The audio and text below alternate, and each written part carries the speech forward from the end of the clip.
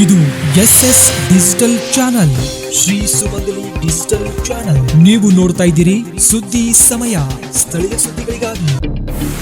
ಸುದ್ದಿ ಸಮಯದ ಪ್ರಾಯೋಜಕರು Mahalakshmi jewellers, gold hub, main road, Kalaburagi.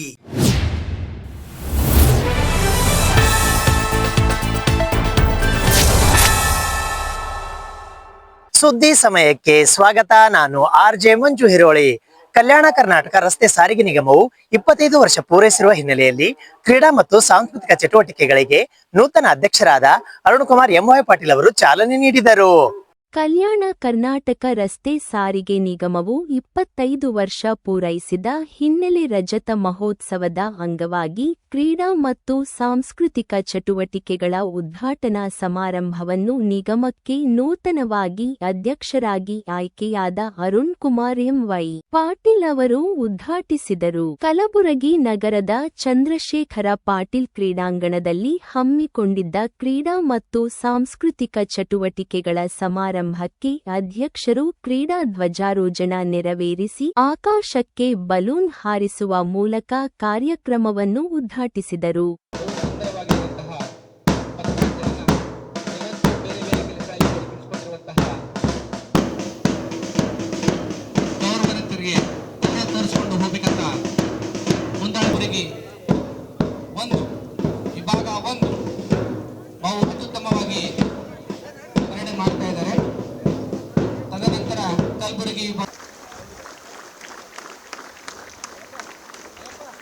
ಧನ್ಯವಾದಗಳು ನಮ್ಮ ಕ್ರೀಡಾ ಜ್ಯೋತಿಯ ಅಧಿಕಾರಿಗಳಿಗೆ.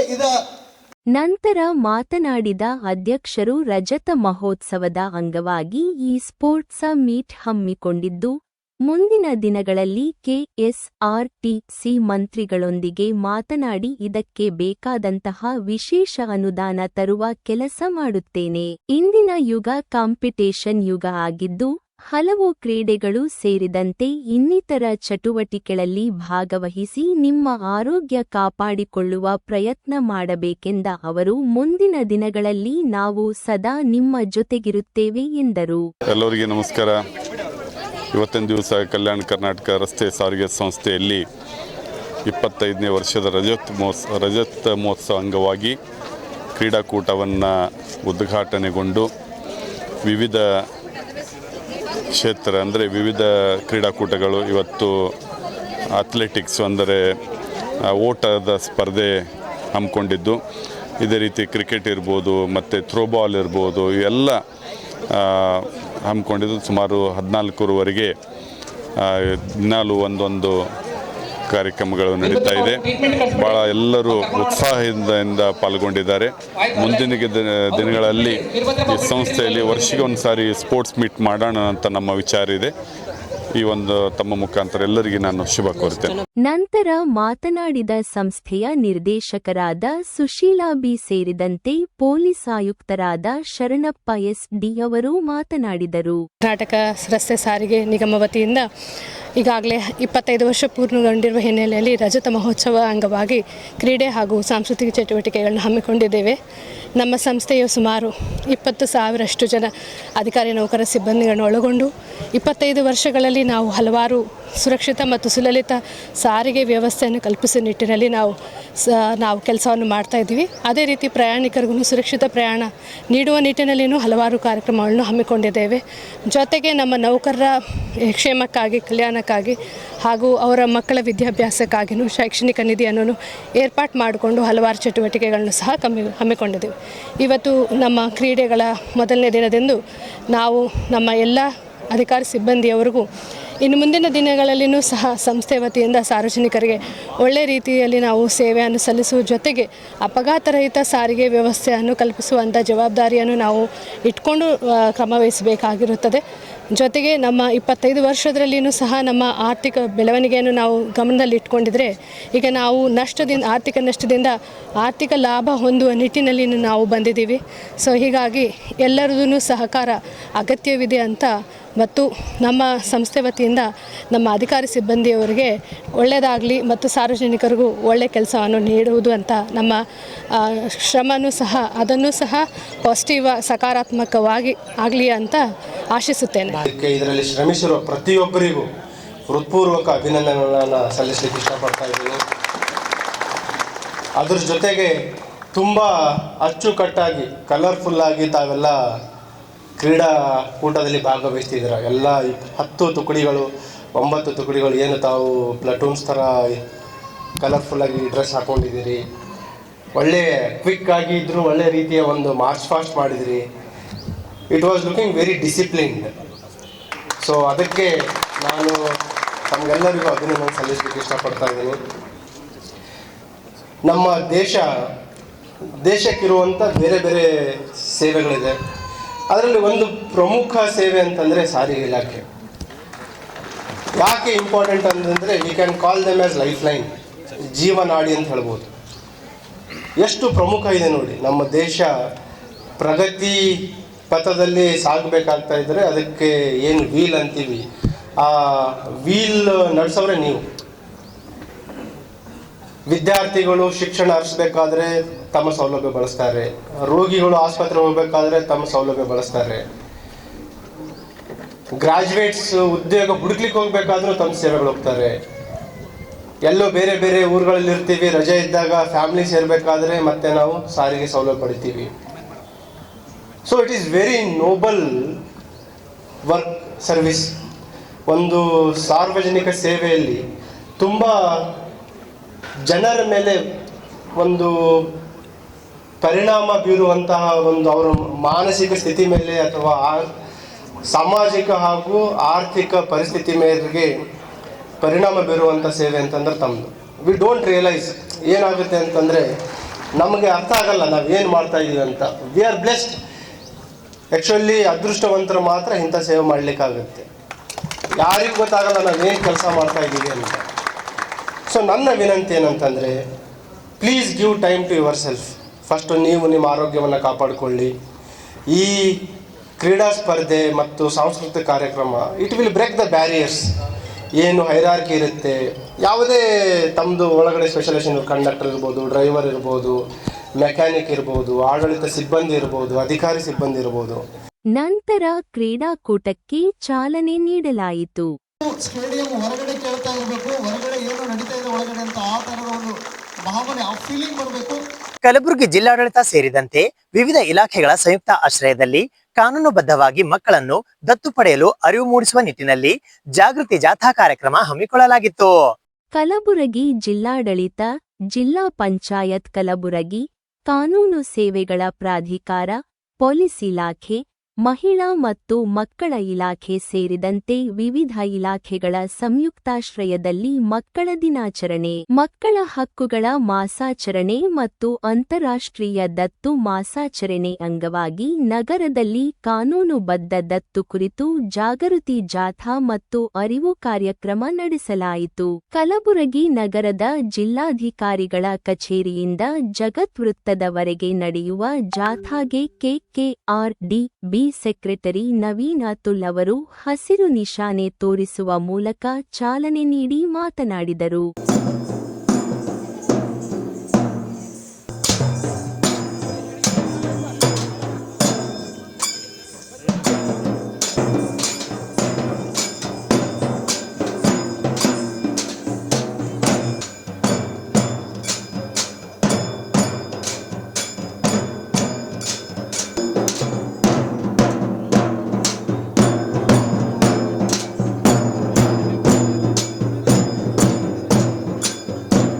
ದತ್ತು ಮಾಸಾಚರಣೆಗೋಸ್ಕರ ಇವತ್ತು ಎಲ್ಲ ಮಕ್ಕಳು ಮತ್ತು ಅಧಿಕಾರಿಗಳು ಸೇರಿ ಮಾಸಾಚರಣೆಗೆ ಜಾಥೆಗೆ ನಾವು ಚಾಲನೆ ಇವತ್ತು ಕೊಡ್ತಾ ಇರೋದು.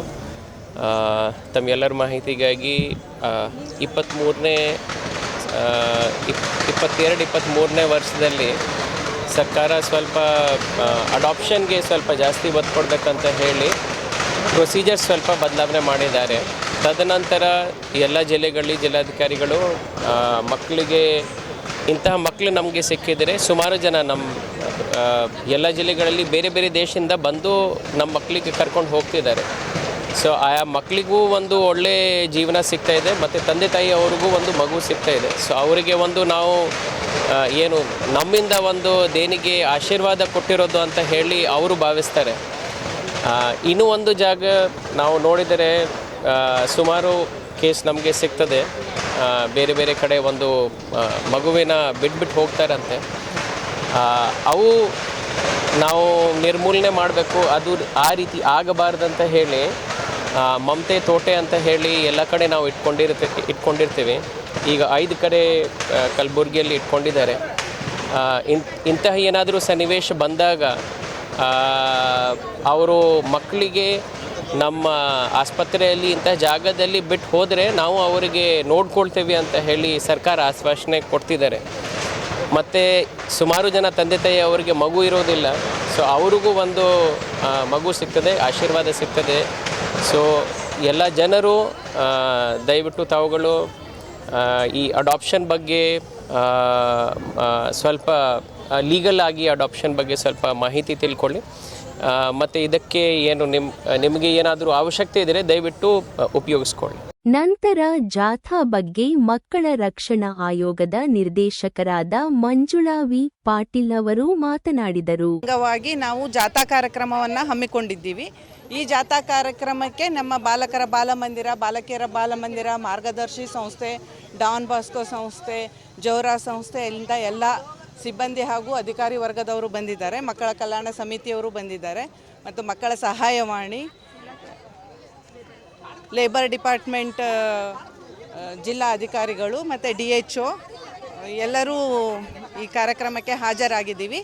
ಇದು ಮೇನಾಗಿ ನಾವು ನವೆಂಬರ್ ಮಾಹೆಯಲ್ಲಿ ದತ್ತು ಮಾಸಾಚರಣೆ ಅಂಗವಾಗಿ ಅರಿವು ಕಾರ್ಯಕ್ರಮವನ್ನು ಹಮ್ಮಿಕೊಳ್ತಾ ಇದ್ದೀವಿ.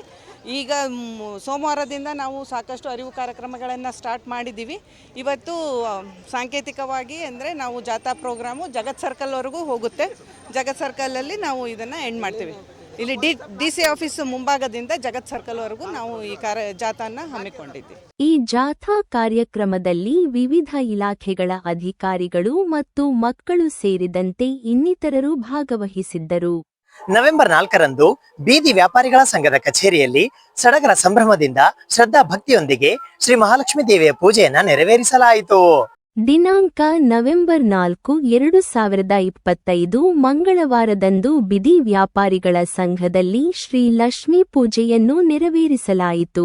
ಈ ಸಂದರ್ಭದಲ್ಲಿ ಕಾಂಗ್ರೆಸ್ ಮುಖಂಡರು ಹಾಗೂ ಉದ್ಯಮಿದಾರರಾದ ನೀಲಕಂಠರಾವ್ ಮೂಲೆಗೆ, ವಕೀಲರಾದ ಗುರುರಾಜ್ ತೆಲಗುಳ, ಚಂದ್ರಶೇಖರ ಪಾಟೀಲ್, ಪ್ರಕಾಶ ಶಿಂಗಿ, ಭವಾನಿ ಸಿಂಗ್ ಎಂ ಠಾಕೂರ್, ಶಿವಯೋಗಪ್ಪ ಅಯೋಳಿ, ಬಾಬುಮಿಯಾ ಪರೀಟ, ಚಂದ್ರಹಾಸ ಚಂತ್ರಿ, ರಾಘವೇಂದ್ರ ರಾಮದಾಸಿ, ಮಹೇಶ ಸೂರ್ಯವಂಶಿ, ವೆಂಕಟೇಶ್ ಬಲಿಚಕ್ರ, ಸಂತೋಷ್, ಲಕ್ಷ್ಮೀ ಬಾಬ್ಜಿ, ಶ್ರೀದೇವಿ ಕಟಕಿ ಸೇರಿದಂತೆ ಇತರರು ಭಾಗವಹಿಸಿದ್ದರು.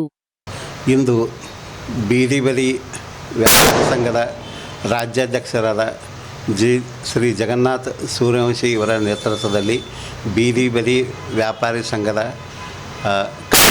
ಹಾಗೂ ಬೀದಿ ಬದಿ ವ್ಯಾಪಾರ ಪತ್ತಿನ ಸಹಕಾರ ಸಂಘ ಎರಡೂ ಜೊತೆಗೂಡಿಸಿ ಇಂದು ಮಹಾಲಕ್ಷ್ಮಿ ಪೂಜೆ ನೆರವೇರಿಸಿರುತ್ತಾರೆ.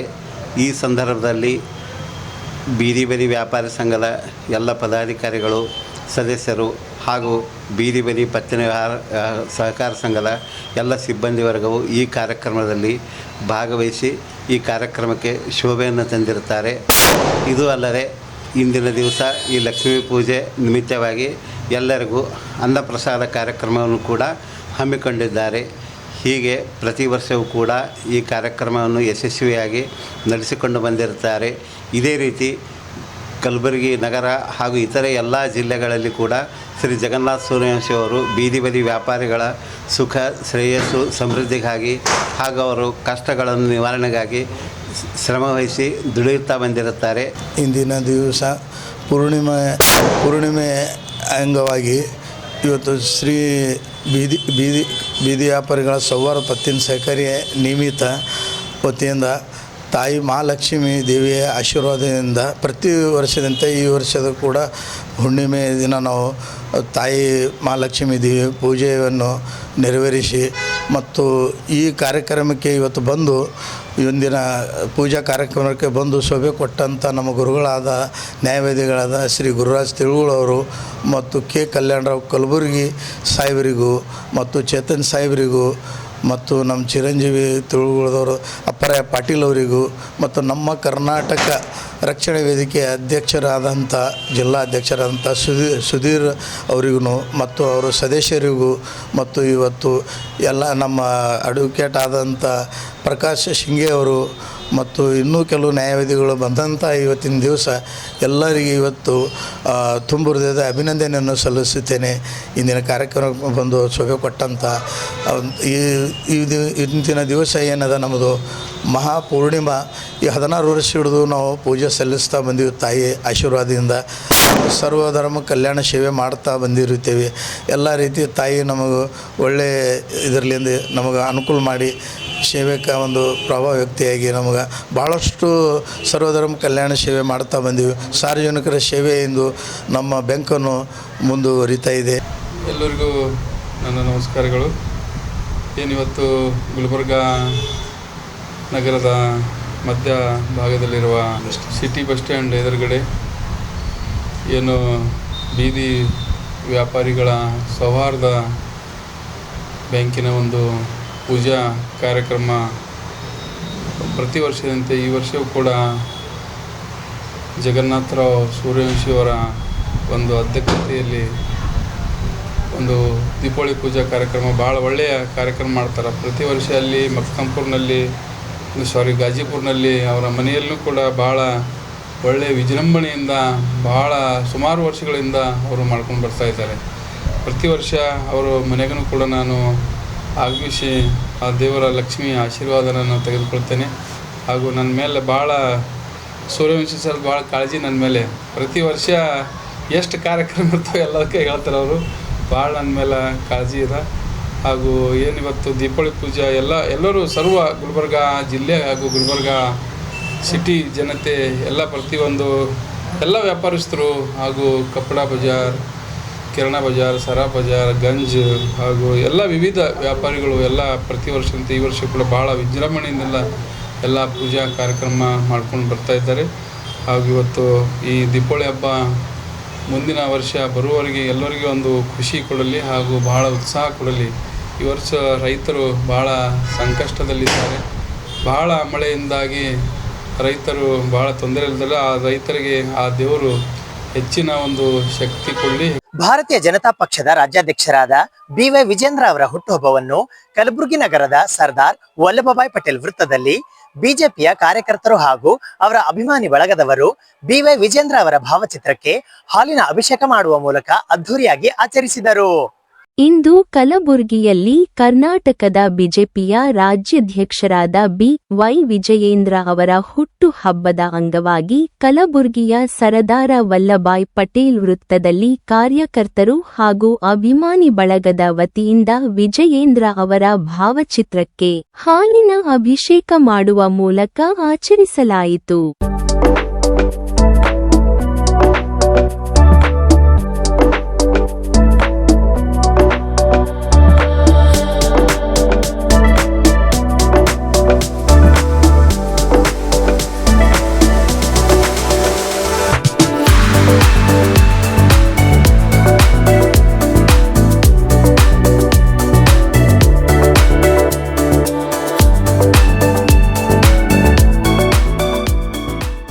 ಕರ್ನಾಟಕದ ಬಿಜೆಪಿ ಪಕ್ಷದ ಹೆಮ್ಮೆಯ ರಾಜ್ಯಾಧ್ಯಕ್ಷರಾದ ಶ್ರೀ BY ವಿಜೇಂದ್ರ ಅಣ್ಣಾಜಿ ಅವರ 50ನೇ ಹುಟ್ಟುಹಬ್ಬ ಅಂಗವಾಗಿ ಕಲಬುರಗಿಯ ಹೃದಯ ಭಾಗದಲ್ಲಿರುವ ಸರ್ದಾರ್ ವಲ್ಲಭಾಯ್ ಪಟೇಲ್ ವೃತ್ತದಲ್ಲಿ ಎಲ್ಲ ಕಾರ್ಯಕರ್ತರು ಅಭಿಮಾನಿ ಬಳಗದ ವತಿಯಿಂದ ಕ್ಷೀರಾಭಿಷೇಕ ಮತ್ತು ಸಿಹಿ ಹಂಚಿ ಹುಟ್ಟುಹಬ್ಬವನ್ನು ಆಚರಿಸಲಾಯಿತು.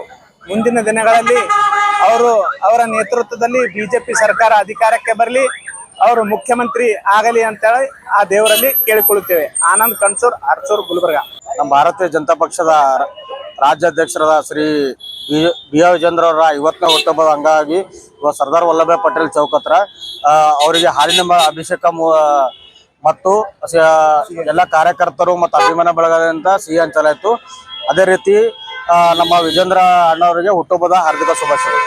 ಇಂದು ಸರ್ದಾರ್ ವಲ್ಲಭಾಯ್ ಪಟೇಲ್ ಚೌಕ್ನಲ್ಲಿ ಕಲಬುರಗಿಯಲ್ಲಿ 50 50ನೇ ಹುಟ್ಟುಹಬ್ಬವನ್ನು ನಮ್ಮ ಹೆಮ್ಮೆಯ ನಾಯಕರು ಭಾರತೀಯ ಜನತಾ ಪಾರ್ಟಿಯ ರಾಜ್ಯಾಧ್ಯಕ್ಷರಾದಂಥ BY ವಿಜೇಂದ್ರ ಸಾಹೇಬರ ಒಂದು ಭಾವಚಿತ್ರಕ್ಕೆ ಶಿರಾಭಿಷೇಕವನ್ನು ಮಾಡಿ ಸಿಹಿ ಹಂಚಿಸಿ ಹುಟ್ಟುಹಬ್ಬವನ್ನು ಆಚರಣೆ ಮಾಡಿದೆವು. ಅದಕ್ಕೋಸ್ಕರ ಬರ್ತಕ್ಕಂಥ ದಿನದಲ್ಲಿ ಮಾನ್ಯ ವಿಜೇಂದ್ರ ಸಾಹೇಬರು ಅವರಿಗೆ ದೇವರು ಆಯುಷ್ಯ ಆರೋಗ್ಯ ಕೊಟ್ಟು ಮತ್ತಷ್ಟು ಈ ಭಾಗಕ್ಕೆ ಮತ್ತು ಕರ್ನಾಟಕಕ್ಕೆ ನಿಮ್ಮ ಒಂದು ಭಾರತೀಯ ಜನತಾ ಪಾರ್ಟಿ ಶಕ್ತಿ ತುಂಬುವಂಥ ಕೆಲಸ ಮಾಡಲಿ ಮತ್ತು ಬರ್ತಕ್ಕಂಥ ದಿನದಲ್ಲಿ ಮತ್ತೊಮ್ಮೆ ಅವರ ರಾಜ್ಯಾಧ್ಯಕ್ಷರಾಗಿ ಹೊರೊಮ್ಮೆ ಈ ಭಾರತೀಯ ಜನತಾ ಪಾರ್ಟಿಯನ್ನು ಸರ್ಕಾರ ತರಲು ಅವರು ಕಾರಣೀಭೂತರಾಗಬೇಕು ಮತ್ತು ಬರ್ತಕ್ಕಂಥ ಮುಖ್ಯಮಂತ್ರಿಯಾಗಿ ನಮ್ಮ ಈ ಕರ್ನಾಟಕ ಎಲ್ಲ ಜನತೆಯ ದಲಿತ ಮತ್ತು ಹಿಂದುಳಿದ ಎಲ್ಲ ಜನರ ಸೇವೆ ಮಾಡಲಿ ಅಂತ ಇವತ್ತಿನ ದಿವಸ ಆ ದೇವರಲ್ಲಿ ಪ್ರಾರ್ಥಿಸ್ಕೊಳ್ತೀನಿ. ನನ್ನ ಹೆಸರು ಹಿರಣ್ಣ ಹಡಪದ್, ರಾಜ್ಯ ಕಾರ್ಯಾಧ್ಯಕ್ಷರು OBC ಮೋರ್ಚಾ ಬೆಂಗಳೂರು. ಭಾರತೀಯ ಜನತಾ ಪಕ್ಷದ ರಾಜ್ಯ ಅಧ್ಯಕ್ಷರಾದಂಥ BY ವಿಜೇಂದ್ರ ಅಣ್ಣನವರ ಇವತ್ತಿನ ದಿವಸ 50ನೇ ಹುಟ್ಟುಹಬ್ಬದ ಅಂಗವಾಗಿ